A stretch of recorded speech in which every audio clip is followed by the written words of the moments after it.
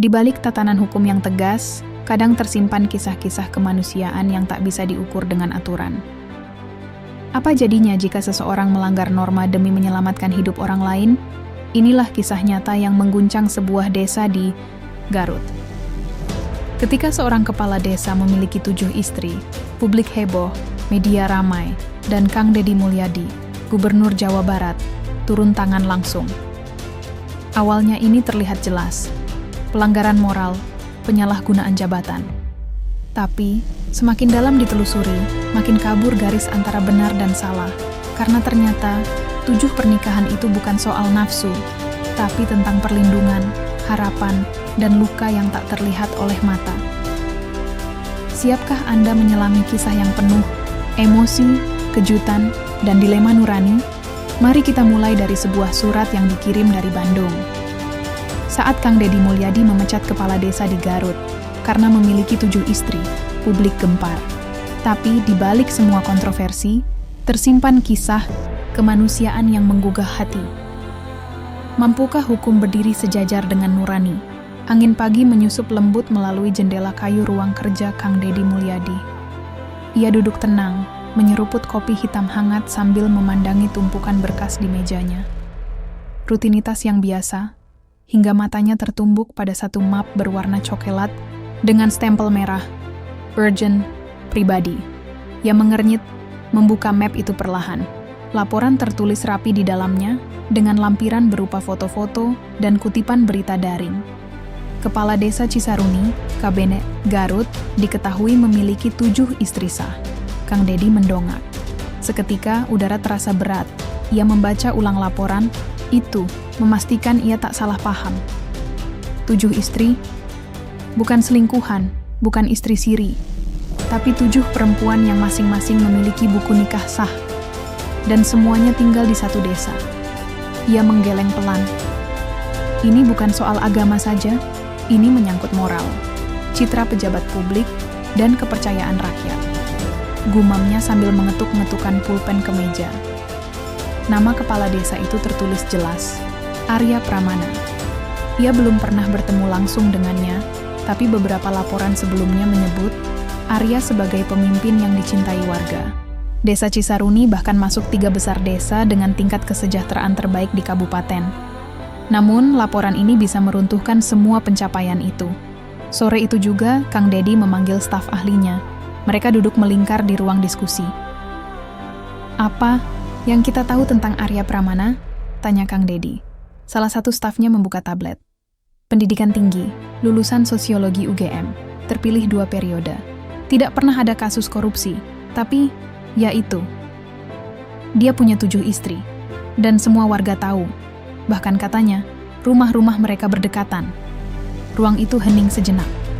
Hanya suara pendingin ruangan yang terdengar. Kang Deddy akhirnya berkata pelan, "Kalau rakyat tidak terganggu, kenapa ini jadi masalah besar?" Sang staf menjawab dengan ragu. "Karena Bapak, sebagai gubernur, tidak bisa tutup mata terhadap tindakan yang bertentangan dengan norma. Ini akan jadi presiden buruk kalau dibiarkan." Keesokan harinya, surat panggilan resmi dikirim ke desa Cisaruni. Sementara itu, jauh di kaki Gunung Cikuray, Pak Arya tengah duduk di beranda rumah sambil membaca koran. Saat seorang anak muda berseragam datang mengantarkan surat, ia menyambutnya dengan senyum tenang. Membuka surat itu, mata Arya mengeras sesaat. Ia tak terkejut, tapi juga tidak lega. Ia tahu, waktu untuk menyimpan rahasianya sudah habis. Pak Arya Pramana bukan kepala desa biasa. Ia bukan tipe yang duduk di kantor menunggu warga datang. Tiap pagi, sebelum matahari benar-benar naik, ia sudah keliling kampung. Menengok warga yang sakit, melihat pembangunan saluran air, bahkan sekadar menyapa petani di sawah. Usianya 48 tahun, tapi gurat wajahnya seperti menyimpan usia yang lebih panjang dari sekadar angka. Tubuhnya tegap, suaranya tenang, dan yang paling dikenal, senyumnya yang tulus. Warga desa Cisaruni memanggilnya Pak Lurah, meski secara formal ia kepala desa. Namun satu hal yang tak pernah dibicarakan langsung, meski semua orang tahu. Pak Arya memiliki 7 istri. Ya, 7. Bukan satu pun yang sembunyi-sembunyi. Rumah mereka tersebar di sepanjang desa, tak berjauhan. Bahkan mereka sering terlihat saling mengunjungi satu sama lain. Anehnya, tak pernah terdengar kabar pertengkaran di antara para istri. Tak ada keributan, tak ada drama. Anak-anak mereka pun akur, saling menyapa dengan panggilan akrab. Warga tak habis pikir, tapi mereka juga tak bisa memprotes terlalu jauh. Pak Arya membawa banyak perubahan baik. Jalan desa diperbaiki, air bersih mengalir, anak-anak bisa sekolah hingga ke kota.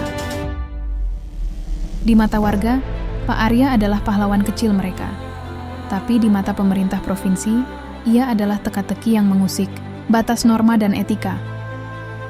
Sore itu, di ruang tamu rumah istri pertamanya, Bu Hesti, Arya duduk termenung.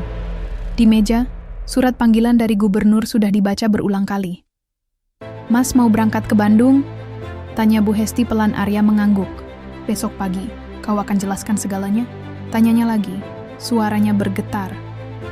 Arya menatap istrinya yang telah mendampinginya selama 20 tahun. "Sudah waktunya." Bu Hesti diam. Matanya basah, tapi ia tersenyum. "Kalau mereka tahu alasanmu, mungkin mereka akan paham."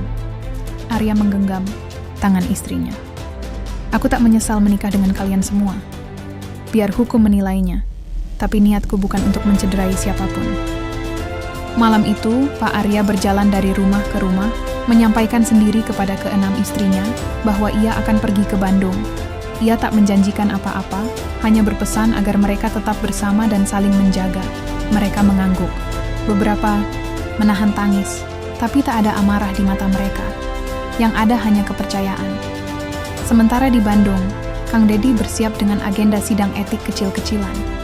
Ia tak tahu, yang akan ia hadapi bukan hanya seorang kepala desa dengan 7 istri, tapi seorang lelaki dengan 7 janji yang tak semua orang bisa mengerti. Desa Cisaruni mungkin terlihat seperti desa biasa. Sawah menghampar, suara ayam bersahutan, dan bau kayu bakar menyatu dengan angin pagi. Tapi siapa sangka, di balik kesederhanaannya, tersembunyi 7 rumah yang saling terhubung oleh satu nama. Arya Pramana. Setiap rumah memiliki ciri khas masing-masing, mencerminkan kepribadian penghuninya. Rumah pertama milik Bu Hesti, istri pertama. Ia yang tertua dan paling dihormati. Warga menyebutnya Bu Lurah, dan walau ia tak pernah memamerkan kekuasaan, wibawanya cukup membuat anak-anak segan dan ibu-ibu kagum. Ia seperti pondasi, tempat semua istri lain bersandar saat badai datang. Rumah kedua dihuni Rina, perempuan ceria yang dulu pernah jadi bidan desa. Wajahnya selalu tersenyum, tapi hanya sedikit yang tahu ia pernah hampir menikah dengan pria yang meninggalkannya di altar. Saat itu, keluarga Rina nyaris menjual rumah karena malu. Arya datang sebagai penyelamat, menawarkan pernikahan tanpa paksaan.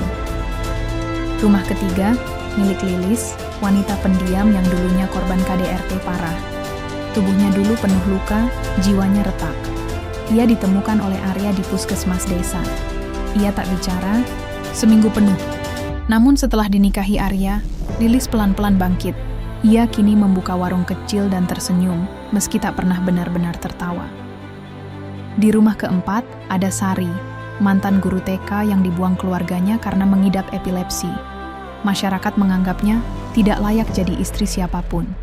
Tapi Arya melihat ketulusan dan kelembutan yang tak banyak orang miliki. Rumah kelima, Tia, janda muda dengan 2 anak. Suaminya meninggal dalam kecelakaan proyek. Saat dituduh pembawa sial oleh mertuanya, Arya hadir menampung Tia dan anak-anaknya. Bukan sekadar belas kasihan, tapi pengakuan atas haknya untuk tetap dihormati. Keenam, Yani, gadis yang hampir dijual ke kota oleh orang tuanya.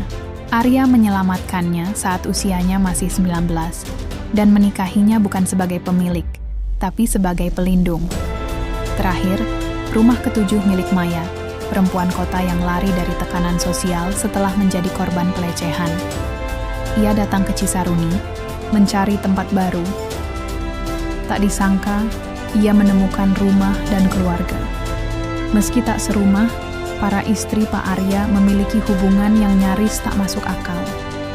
Mereka saling memasak saat hari besar, saling menjaga anak masing-masing, bahkan menanam bersama di ladang belakang.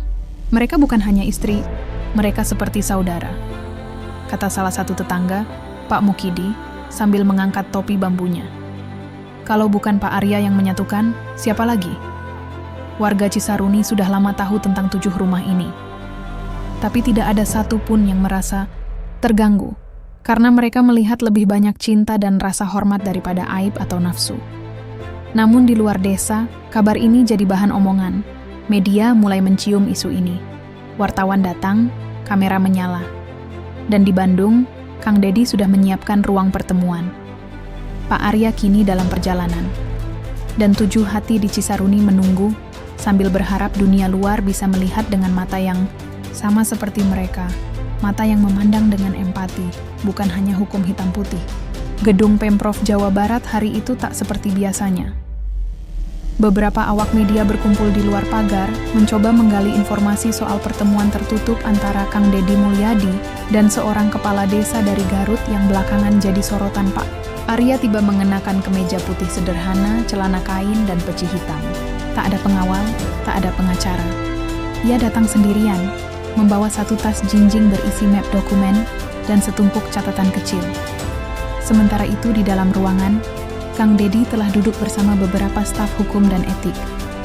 Begitu Arya masuk, suasana menjadi sunyi. Tatapan mata menyelidik segera mengarah padanya, namun Arya tetap tenang. Ia menyapa dengan sopan, lalu duduk tepat di hadapan Kang Dedi. Pak Arya, buka Kang Dedi pelan. Bapak tahu alasan dipanggil ke sini? Arya mengangguk. Saya tahu Pak Gubernur. Baik. Kami tidak menghakimi, hanya ingin memahami. Tapi sebelum kami menyampaikan hasil temuan dan rekomendasi, saya ingin mendengar langsung dari Bapak. Mengapa 7 istri? Suasana hening sesaat. Arya menarik napas panjang, lalu membuka mapnya. Ia mengeluarkan 7 lembar kertas, masing-masing berisi foto dan cerita pendek yang diketik rapi. Ia menggeser semuanya ke meja di hadapan Kang Dedi.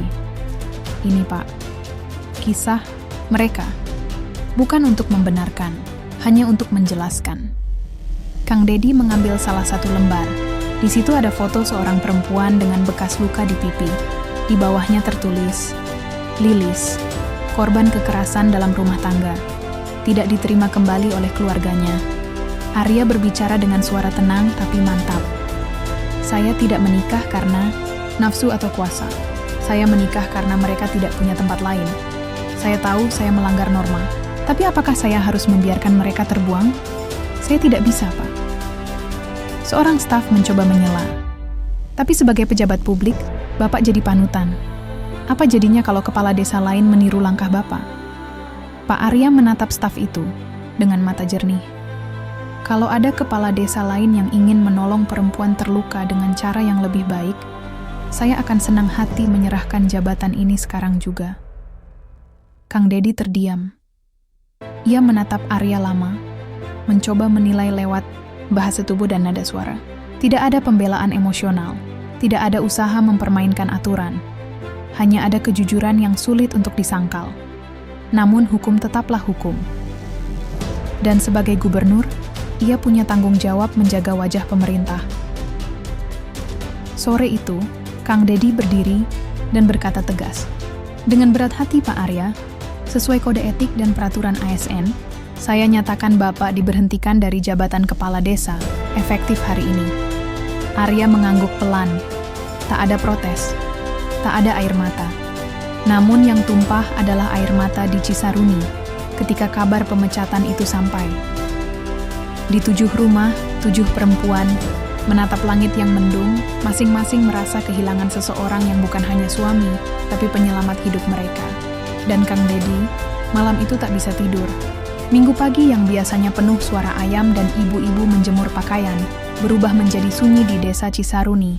Sejak kabar pemecatan Pak Arya menyebar, desa seolah kehilangan denyutnya. Warung Bu Titi tutup, suara tertawa anak-anak hilang. Bahkan, Pak Mukidi, yang biasanya cerewet soal harga pupuk, hanya duduk termenung di pos ronda sambil menatap jalan desa. Namun keheningan itu pecah ketika puluhan warga mulai berkumpul di balai desa. Tanpa komando, tanpa pengeras suara, Mereka datang dengan wajah penuh tanya dan amarah yang tak tahu kemana harus diluapkan. Pak Arya bukan orang sempurna, tapi siapa yang lebih pantas dari dia buat mimpin desa ini? Suara Bu Rina. Salah, satu kader Posyandu meninggi. Iya, kalau bukan karena Pak Arya, anak saya nggak mungkin kuliah di Bandung, sahut Pak Darto sambil mengangkat tangan. Warga satu persatu mulai menyuarakan kisah mereka. Tentang bagaimana Pak Arya memperjuangkan listrik untuk dusun terujung, bagaimana ia menyumbang hasil panennya untuk panti asuhan, dan bagaimana ia mengangkat harga diri perempuan yang sudah dianggap tak punya masa depan. Sementara itu, ketujuh istri Pak Arya diam di rumah masing-masing. Tapi luka mereka terasa nyata. Bu Hesti, yang biasanya kuat, akhirnya menangis di dapur. Rina mengurung diri, Lilis kembali membisu, dan Maya, yang tadinya sudah bisa tersenyum, kini hanya menatap kosong ke arah sawah. Sore harinya, rombongan warga naik 3 truk cold bag terbuka ke Bandung. Tujuan mereka satu, kantor Gubernur Jawa Barat. Membawa suara dari kaki Gunung Cikuray, membawa hati yang merasa dicabut paksa dari pemimpinnya. Di kantor gubernur, Kang Dedi sedang mengatur agenda ketika ajudannya berbisik. Pak, ada warga dari Garut. Ratusan orang. Wajah Kang Dedi mengeras. Ia turun sendiri ke halaman. Dan di sanalah ia melihat pemandangan yang membuatnya terdiam.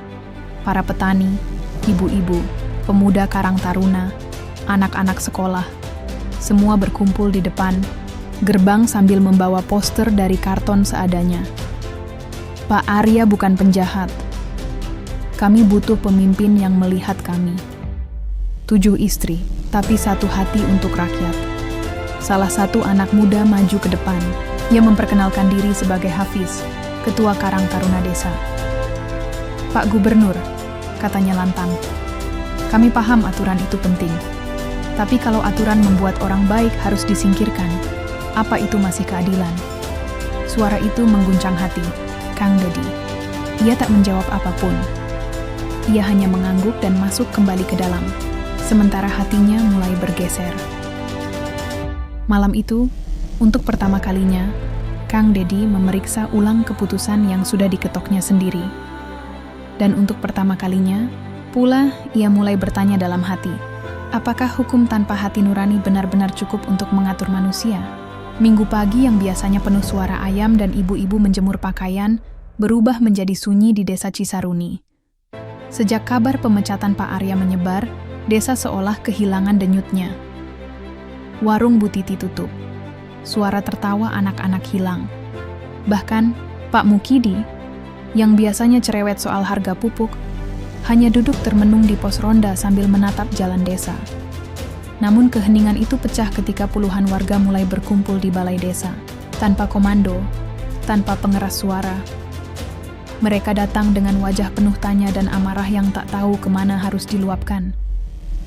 Pak Arya bukan orang sempurna, tapi siapa yang lebih pantas dari dia buat mimpin desa ini?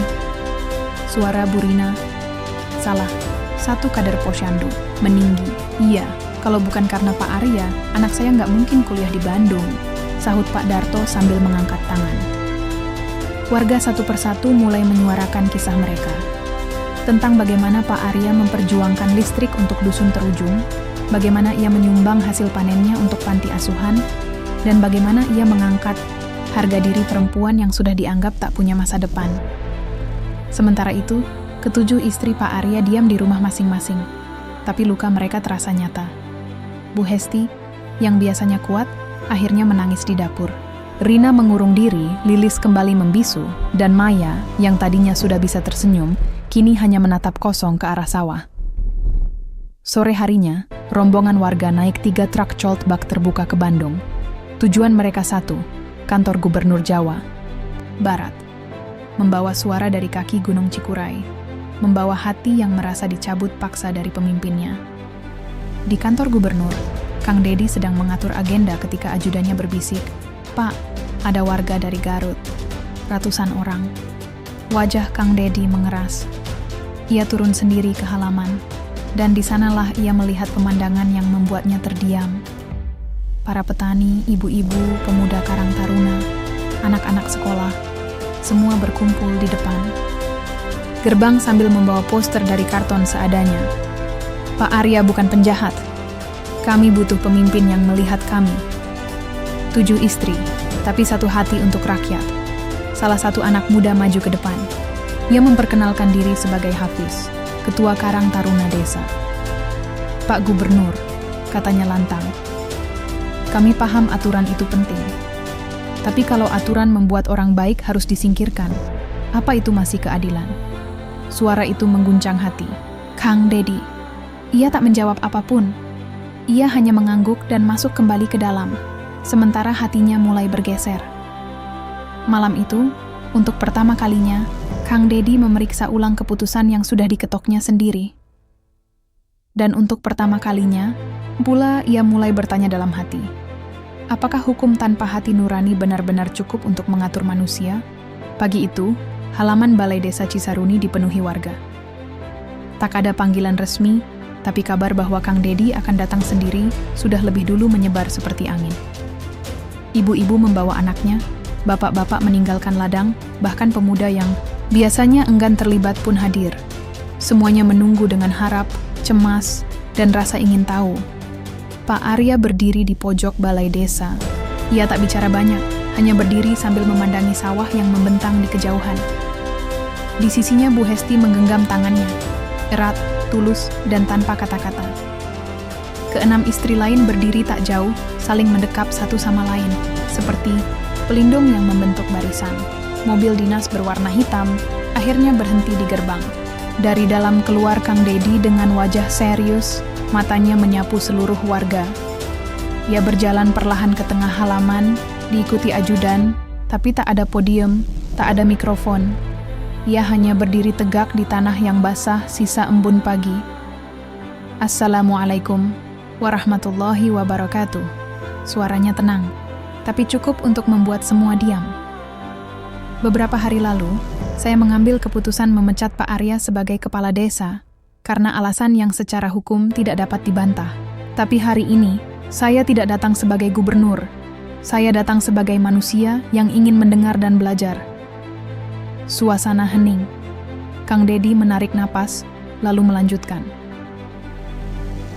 Ketika saya membaca kisah 7 istri Pak Arya, saya sadar saya sedang berhadapan bukan dengan pelanggaran, tapi dengan cinta. Dengan keberanian seorang lelaki yang menentang stigma demi menyelamatkan martabat perempuan, matanya mulai berkaca. Ia menoleh ke Pak Arya, lalu berkata, Pak Arya, saya mungkin tidak bisa mencabut surat keputusan yang sudah terbit, tapi saya bisa mengubah cara kami memandang Bapak. Ia menoleh ke warga. Saya tahu, ini bukan tentang membenarkan poligami. Ini tentang satu desa yang menjadi saksi bahwa niat baik kadang menyalahi aturan, tapi menyelamatkan banyak jiwa. Seorang ibu menangis. Anak-anak menggenggam tangan orang tuanya. Udara seperti menahan napas. Lalu, Kang Dedi melangkah ke arah Pak Arya. Ia mengulurkan tangan. Saya mungkin pernah keliru dalam menilai, tapi hari ini, izinkan saya menyampaikan rasa hormat saya. Bukan karena Bapak memiliki 7 istri, tapi karena Bapak menjaga mereka lebih baik dari banyak lelaki yang hanya punya 1. Pak Arya tak langsung menjabat tangan itu. Ia menatap lama, lalu mengangguk, dan perlahan menyambut tangan Kang Dedi. Tepuk tangan pecah, tangisan pecah, warga berpelukan, para istri menangis bersama. Hari itu, hukum dan hati bersatu dalam cara yang tak bisa ditemukan di buku undang-undang. Dan Kang Dedi belajar satu hal penting. Kebenaran bukan hanya soal aturan, tapi juga soal keberanian melihat dengan mata hati. 2 bulan telah berlalu sejak pertemuan itu. Desa Cisaruni tak lagi menjadi bahan gunjingan, tapi justru jadi rujukan banyak kampus dan media. Beberapa jurnalis datang mewawancarai warga, ingin tahu bagaimana satu desa bisa begitu kompak mendukung seorang kepala desa yang telah dipecat. Tapi warga hanya menjawab dengan sederhana. Karena kami tahu siapa yang sebenarnya berdiri untuk kami. Pak Arya kini tak lagi menjabat kepala desa, tapi rumahnya tetap menjadi tempat berlindung. bukan hanya bagi 7 istrinya, tapi bagi siapa saja yang butuh bantuan. Anak-anak muda masih datang minta arahan, ibu-ibu masih curhat soal bantuan dapur umum, dan bahkan petugas dari kecamatan sering bertanya pendapatnya soal pembangunan. Sementara itu, Kang Dedi tak tinggal diam. Pengalaman ini menggugahnya untuk membuat program baru, Forum Moral dan Kemanusiaan Desa. Sebuah ruang dialog antar pemimpin desa, tokoh adat, dan masyarakat tentang persoalan-persoalan sosial yang tak bisa hanya diselesaikan dengan hukum tertulis. Ia bahkan secara pribadi mengunjungi beberapa istri Pak Arya. Saat bertemu Bu Hesti, ia hanya berkata lirih, "Terima kasih sudah menjadi kuat di saat banyak orang memilih pergi." Dan Bu Hesti hanya menjawab dengan senyum sederhana. Kadang cinta memang tak harus dipahami, cukup dijaga. Anak-anak Pak Arya, yang sebelumnya enggan sekolah karena ejekan teman-temannya, kini mulai semangat kembali. Mereka bahkan jadi lebih percaya diri karena tahu bahwa ayah mereka tidak sedang dihina, tapi sedang dihormati oleh banyak orang. Pada suatu malam, Kang Dedi kembali datang ke Cisaruni. Tapi kali ini, bukan sebagai gubernur, melainkan sebagai sahabat. Mereka duduk di beranda rumah kayu Pak Arya, minum kopi bersama, memandangi lampu-lampu rumah yang mulai menyala satu persatu. "Pak Arya," ujar Kang Dedi sambil menatap langit, "kalau semua pemimpin seperti Bapak, saya tak akan banyak kerja." Pak Arya tertawa kecil, "Kalau semua pemimpin seperti Kang Dedi, saya nggak perlu repot turun ke jalan." Keduanya tertawa. Tak ada lagi beban antara mereka.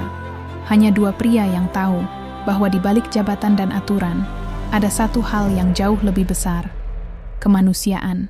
Dan malam itu, di desa Cisaruni, kehidupan berjalan seperti biasa. Tapi ada satu perbedaan kecil. Orang-orang kini tak lagi menilai dari jumlah istri, tapi dari seberapa besar hati seorang lelaki untuk menjaga semuanya.